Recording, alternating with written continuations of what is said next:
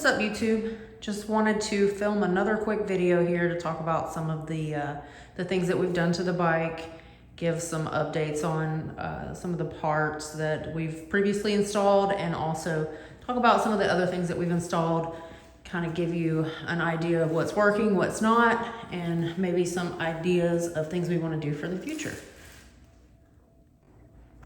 I want to first talk about the windscreen.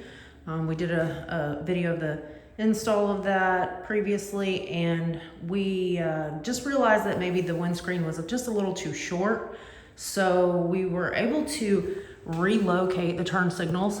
Hopefully you can see they are now lower down on the forks here, and we've moved the windscreen up about an inch, which gives us a little bit higher windscreen at the top here. Not sure if you can see that, but it definitely helps as far as covering me for my ride. So it's working out great, and I'm really glad that we did make that change. All right, next we're going to talk about the phone mount. This is a cheap phone mount that I purchased on Amazon. I think I actually purchased it even before I got the bike. It is mounted over here on the left-hand side of the handlebars.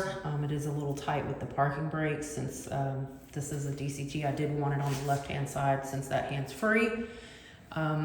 With the plug here, the USB plug that's here at the bottom, if you turn the handlebars all the way, you can see that it is going to hit the gas tank, and that is not something that I want. So probably be purchasing the quad lock soon. It'll give me more options as far as where I can mount the phone, and I think it'll just be better. It will though work on an ADV bike. As you can see here, this is the same phone mount installed on an ADV bike. All right, next we're going to talk about the engine guards and the mini floorboards that I purchased for the bike. Both of these were purchased on Amazon, not too expensive. The engine guards were challenging, but they were not terrible to install. And the floorboards were pretty simple.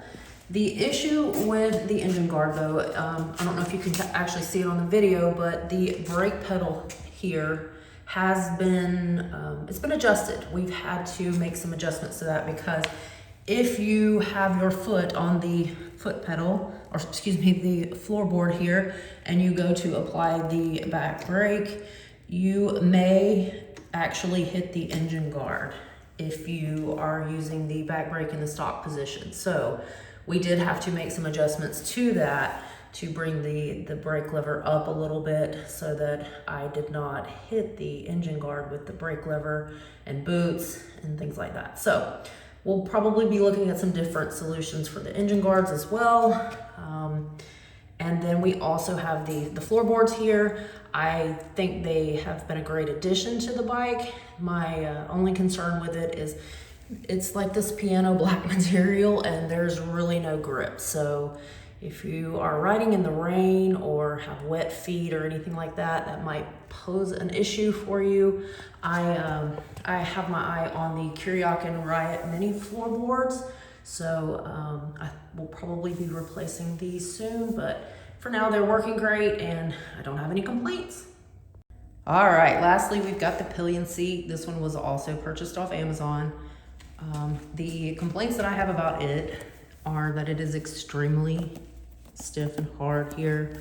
I probably will not have a Pillion ever. This is mainly for just strapping like a bag to it or something like that for touring, so not too worried about the comfort level. The main complaint that I do have though is, I hope you can see it on camera, there's some bubbling going on with the connector piece here, this piece of metal. Not sure what's going on with that, but it is, I guess, just a piece from Amazon, so there you go. So yeah, we'll include all of the links to these items we talked about in this video in the description. Give us a like and a subscribe, and we'll talk to you soon.